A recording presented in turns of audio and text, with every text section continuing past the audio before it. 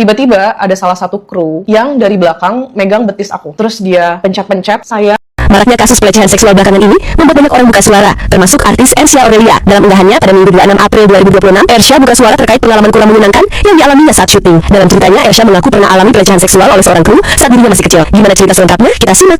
Tiba-tiba ada salah satu kru yang dari belakang megang betis aku. Terus dia pencet-pencet, sayang, kamu harus sering-sering kasih aku jatah ya. Baru-baru ini lagi ada kasus yang viral banget di salah satu perguruan tinggi di Indonesia yang melibatkan kekerasan seksual atau sexual harassment. Ini dia 25 lessons I learned at 25. Ketika aku dengar ada berita ini, aku nggak ngerti kenapa aku ngerasa super duper ke-trigger. Aku ngerasa marah, geram. Seakan-akan hal ini tuh pernah kejadian di aku. Seakan-akan ini tuh hal yang familiar. Kebetulan buat teman-teman yang belum tahu, aku tuh udah cukup lama bekerja di dunia entertain, udah dari 9 tahun aku syuting. I guess itu bukan hal yang aneh ya untuk mendengar kekerasan seksual terjadi di lokasi syuting atau di dunia entertain gitu ya. Apalagi dulu zamannya masih berbeda seperti sekarang, belum ada yang namanya informasi digital. Kita tuh masih sangat-sangat belum tahu batasan-batasan, nggak ada edukasi sama sekali tentang itu. Ditambah orang tua aku juga, oke, mereka selalu ada, mamaku selalu nemenin aku di lokasi, tapi hal-hal yang terjadi di lokasi kan nggak semua juga ketahuan ya sama mamaku. Jadi di saat aku umur 9 tahun, tiba-tiba ada salah satu kru yang dari belakang megang betis aku, jadi bagian kaki bawah aku. Terus dia pencet-pencet betis aku sambil dia bilang, aku ingat banget sampai sekarang, oh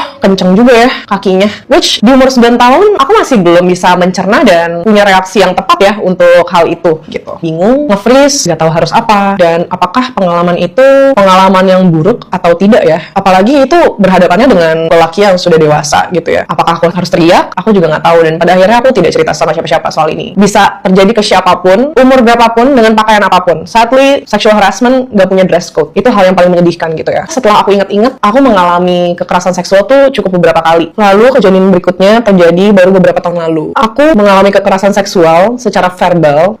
Kebetulan dia ini udah lumayan tua, umurnya tuh jauh dari aku. I think aku udah melihat patternnya dari awal kalau dia tuh suka banget bercanda jorok di lokasi ke siapapun gitu. Kaget banget pas tiba-tiba aku lagi melakukan suatu adegan di mana aku nyapu. Dan ketika nyapu itu kan agak menunduk gitu ya.